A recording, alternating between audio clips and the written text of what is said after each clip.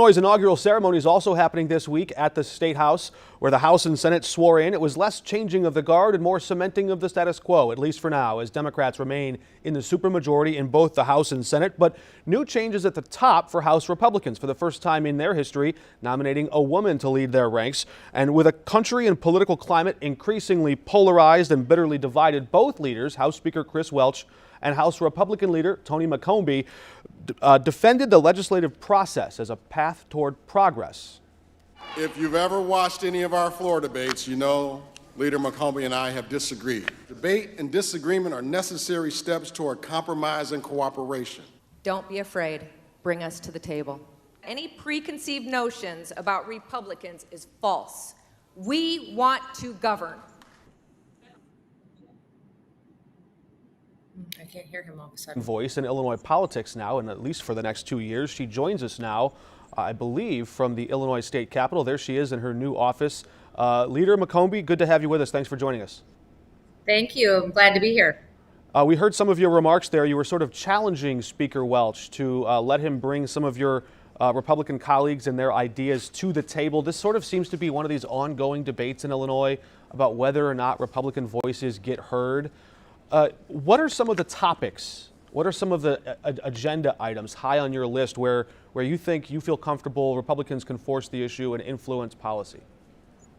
Oh, I think we would be very instrumental to be used for some education issues that we're having, certainly reading literacy, the budget.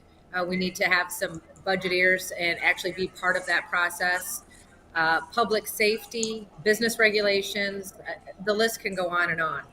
Does that require some Republicans showing a little bit more flexibility or willingness in voting yes? Because as you know, for a long time, the status quo has been for Republicans to vote no or take a walk and just vote present. Very rarely would they actually put a yes vote on a budget or something else, save for dire circumstances. Are you going to rethink that hard no position for the caucus? Well, it's not my position. I represent the 89th district, and everybody has their own districts to vote. So I have been lucky enough to actually be able to vote yes on a budget before. However, as you're fully aware, these budgets are extremely large and have a lot of pork in them. And we're not going to continue to support that kind of a spend. The federal money is going to stop, and all of this increased spending is going to have to be either stopped or paid for. And what I'm nervous will come a tax increase, and I'm certainly not going to support that. And I would ask any of my members not to support that. You also spoke about a return to checks and balances where the legislature holds the executive in check and acts more as an equal branch and not as a deferential one. I don't want to read between the lines. I'll let you speak for yourself. Were you referring back to what Republicans criticized as an overreach of executive power during the pandemic? Something else? What were you referring to? I think it's a combination of things. Absolutely. The governor just yesterday declared another disaster. So here we are. What number is this? 38, 39, somewhere in there. So we have that, of course. But really the checks and balances with us holding 40 seats out of 118, that's not good for Republicans, Democrats, or independents. We have to have more of a balance in our House. And so we've got some work to do there. During the pandemic and the use of the governor's executive pandemic powers, we saw a lot of law enforcement officials say, we choose not to recognize this assertion of power because it didn't go through the legislature. They saw it as executive overreach. Just this week, the legislature wrote new laws banning assault weapons, and the governor signed it into law, going through that proper process.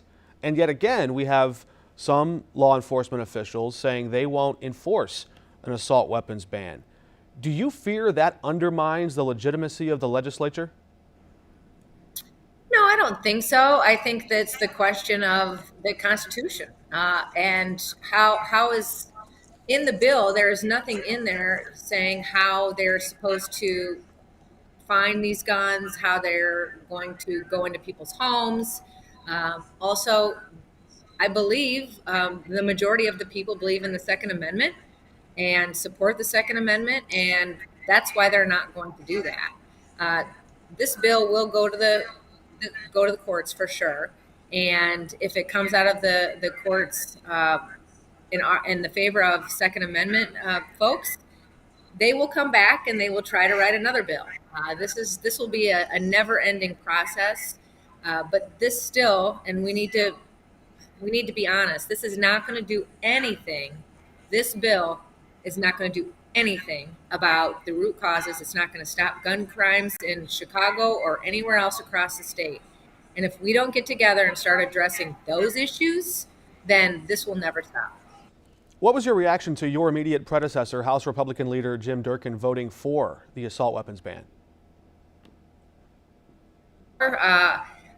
He voted his district, and I respect that. Interesting. Whether it's politically or practically, and you mentioned some of the challenges in law enforcement actually finding assault weapons that aren't registered. How would they find them? That's an open question.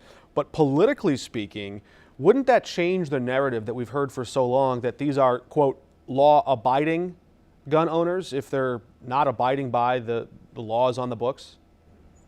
Yeah, I think the bill was drafted to do just that, to make law-abiding gun owners no longer law-abiding gun owners. I think that's the intent.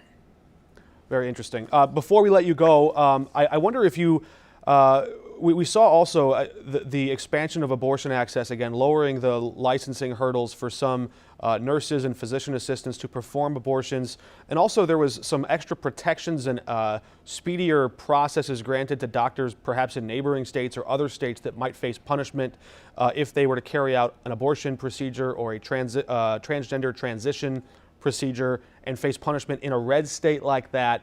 They would face some sort of protection in Illinois or be allowed to practice in Illinois without losing their license. What do you make of this ongoing sort of tit-for-tat, red state versus blue state fight to the left or to the right on abortion or on transgender medicine or any of these sort of expanding social ideas? Is that a sustainable path that our country is on? I really can't tell you if that's the path, but I'm not sure if you saw yesterday, Representative Howder. Was that yesterday? No, a couple days ago. It's been a long week. Yeah, it's been a long week. Yeah.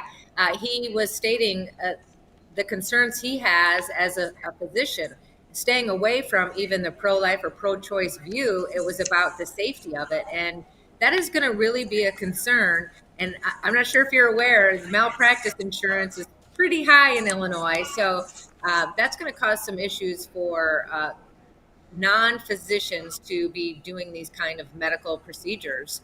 How are they going to handle emergencies? They're not prepared to do that. Like he said, the surgery, I would recommend you go look at it, but the surgery itself, you can teach somebody, but you can't, a physician is going to be there for the emergency. So that's going to be a real issue.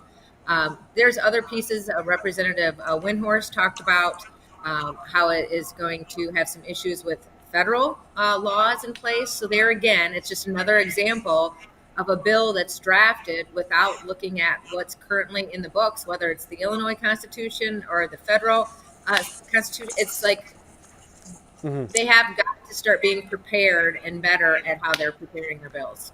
All right, we've talked a lot about the legislative agenda for House Republicans in Illinois. Before we let you go, a political question, if I may. House Republicans have never had fewer members in their caucus at any time in modern history, going back, a long time. You're at the smallest numbers, certainly since before the cutback amendment, but even just in total, before then you had more members. So somehow you've got to rebuild the party. I wonder when you look back at the Workers' Rights Amendment in November, which you could look at maybe as a publicly sponsored poll. Yes, it changed the Constitution, but it also gave you a read on what voters think about workers' rights and labor unions and their strength in Illinois. Your position is unique because you're not just the first woman to hold that title, but you're also the first downstate Republican to lead a caucus in a long time. I know you're from Western Illinois, but they call it downstate. Do you think that that is an indication that Republicans should embrace unions as a path toward growing your membership, growing the number of seats that you hold in elected office? Listen, the Republican Party has always supported the working class. That's getting more apparent in the public, actually. That the map is a big issue of our numbers. And if you look back in history, the last map and the map before that, we lost 7 members, we lost 5 members, and here we are now today losing 5 members. So it seems to be the way it goes after a map. The Democrats are in control. I said yesterday in my speech it was the worst gerrymandered map in the nation. There's no doubt about that. It was drawn to have 78 hard Democrats, and here we are, and we're going to have to rebuild with that. And I have every intention to do just that. All right, House Republican Leader Tony McCombie, thank you for joining us. We look forward to tracking and following these developments over this General Assembly. Thanks. Appreciate it.